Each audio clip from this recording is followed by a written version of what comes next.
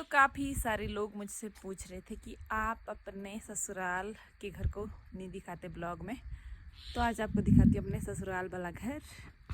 ये देखिए गाइस, ये है मेरा ससुराल। और अभी मैं बाहर आई हूँ। और जो हमारे घर के साथ ही पेड़ है ना, बहुत बड़ा सा पेड़, ये है अखरोट का। और ये है हमारा घर। रहते हम इस घर में, मतलब खाना पीना हमारा सब इसी घर में बनता है। बाकी ये घर भी है। और जो परे सामने घर दिख रहा है, ये है मेरे छोटे ससुर जी का।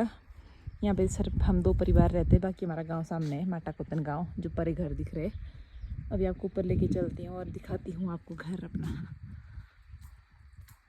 ये है हमारा लकड़ी वाला घर जहाँ पे हम रहते हैं। ज़्यादातर टाइम हमारा यहीं पे गुजरता है और दादा दादी यहाँ पे रहते हैं।